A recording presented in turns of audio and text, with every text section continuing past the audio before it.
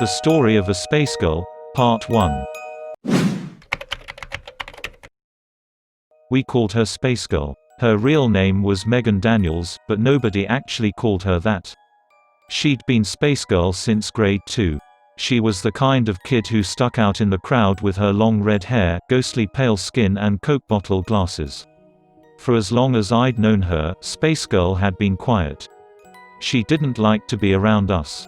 She didn't play with us when we were kids, she didn't even talk much. Most of the time, she'd find somewhere to sit, far away from everyone else. Then she'd open up her little notebook and scribble inside of it. Sometimes she wrote poems, sometimes she drew. But she was always off on her own little world. Nowadays, I understand why we targeted her. She was different, and she was alone. That doesn't justify any of it, but kids can be cruel. I remember that it was Sasha Brown who told me that Space Girl was retarded because her mother was on drugs. She probably just made that up. But we all believed it. She had always been the worst towards Space Girl, and she kept that up until the end. It all started in grade 5 when Sasha took her notebook. It had been raining that day, so we'd had an indoor recess. Space Girl sat in the corner at her desk, eyes focused on her notebook as she methodically worked on a drawing. Sasha and I had been sitting nearby at our desks, and we simply just watched her do her thing. "I can't believe they let that retard sit in with us." Sasha murmured, "Look at her. Why do they even let them in schools? They aren't gonna learn anything. Better than leaving her at home with her crackhead mom," said Tanya Everett. She and I weren't exactly friends, but she sat close to Sasha and I. "My dad says he sees a different car in front of her house every day. He says that she lets boys come and they pay her so they can have sex." None of us could actually say the dreaded S word at the time. Sex was still a terrible unknown thing, and we all had been raised to believe that nobody decent would ever do it. Space Girl paused, and her eyes darted away from her book, to look at us. I can only imagine she'd heard us. Sasha just stared right back at her. "What? Do you have a problem, Space Girl?" she asked. The teacher was out of earshot, and that gave her carte blanche to say whatever she wanted. Space Girl didn't respond. She just looked back down at her notebook, but Sasha had been challenged, or at least she thought she'd been.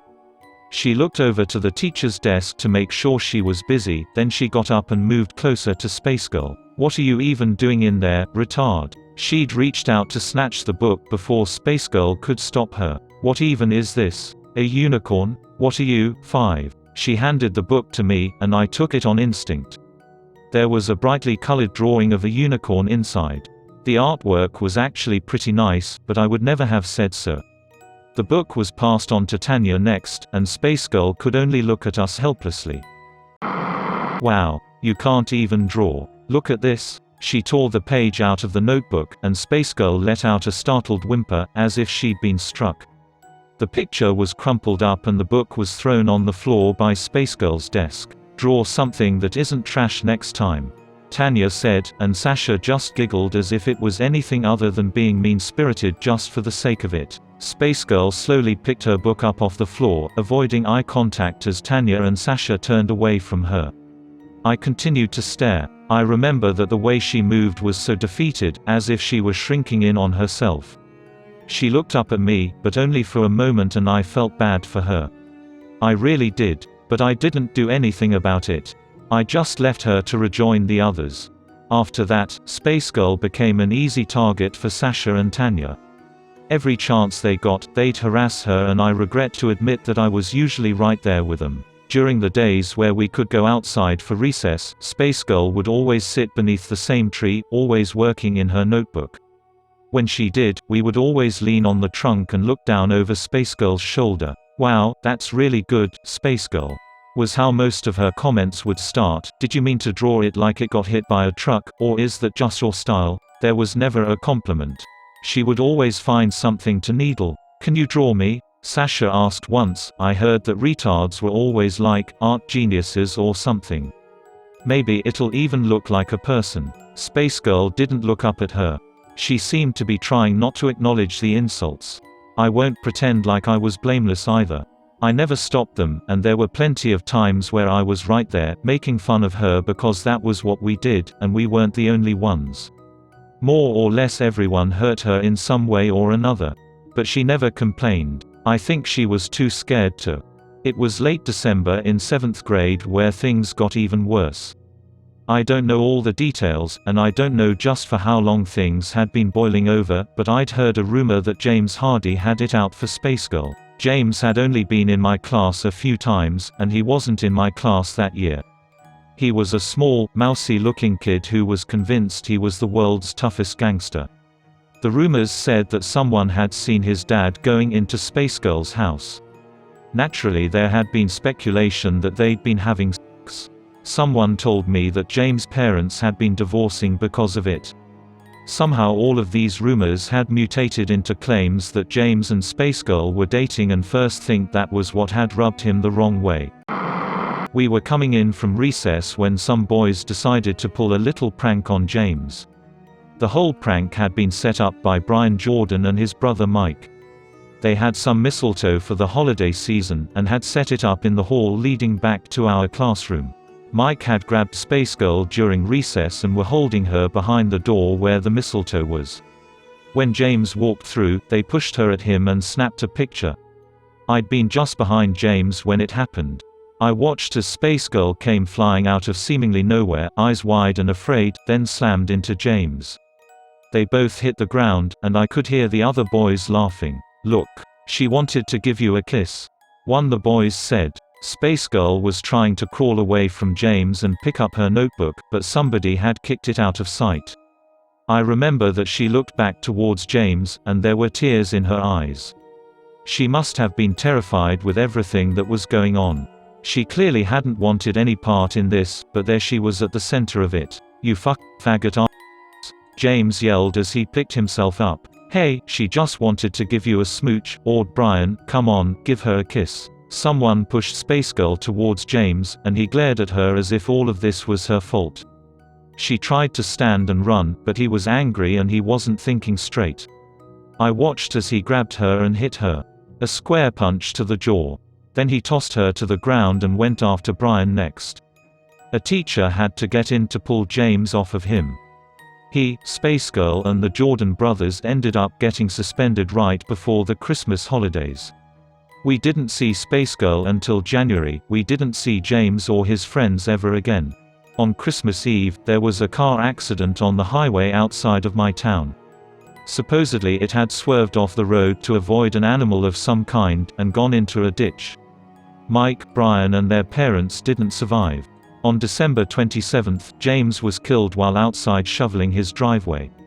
My parents told me that he'd been attacked by an animal. Probably a deer or something. But that seemed so unusual. I'd never heard anything about deer attacking people before. Especially not in my area. I went over to Sasha's house on the day before New Year's. We'd both gotten some gift cards for Christmas and we were planning to walk to the mall together to use them. Her parents weren't home, they both had to work. So it was just us when I got there. "Hey," kept me waiting, she said when I knocked on the door. "Sorry. It's fine. I'll be ready in a bit. Come on upstairs, I wanna show you something." I didn't question what it was. I figured it was just something else she'd gotten for Christmas, so I went upstairs with her. "You're gonna love it," she promised me, "it's gonna be so funny." She led me to her bedroom, and as soon as she opened the door, I spotted a familiar notebook on her desk. "Where did you get this?" I asked, walking closer to it. Space Girl dropped it when Brian and his brother pulled that prank the other day. She dropped it. I may have grabbed it. You know, just for safekeeping. She cracked a wry grin before opening the notebook. "Look at this. She's been drawing the same damn unicorns forever. She didn't even finish this one." She paused at one small picture that was labeled "The Unicorn Prince." It depicted an empty field with a blank space where the titular prince should have been. Sasha flipped through the pages a little more until she got to the newer ones. I figured since they kicked Space Girl out for a little while, and her mom is too poor to get her anything for the holidays, I'd step up. "What do you think?" Sasha wasn't anywhere near as good of an artist as Space Girl was, but the simple detail in what she had drawn turned my stomach. In her first picture, Space Girl was hanging from a rope. Her tongue was hanging out, and her eyes were closed. In the second one, Space Girl had a gun in her mouth. In the third one, she was standing on the edge of a building. Sasha giggled as I flipped through her crude depictions of suicide. There were pages of them. "What do you think?" she asked with a grin. "I'll bet she'll lose her shit." I closed the notebook and looked over at Sasha. "Hey, are you out of your mind?" I asked. Sasha's grin faded. "What do you mean? You stole her notebook just so you could draw these?" "Sasha, that's really messed up. It's Space Girl. Who the hell cares about Space Girl, Jane? You just drew her killing herself over and over again." I took the book off her desk. "Do you not understand what's wrong with that?" Sasha just stared at me like I was crazy. "Fine. Sue me for trying to be funny." Sasha said, "Just give it here." She outstretched a hand to take the notebook, but I pulled back from her. "No. You're just going to put something else in there." Anger flared in Sasha's eyes. "Jane, just give me the book." "No." I opened the book, and I started to tear out those pages of Space Girl's suicide.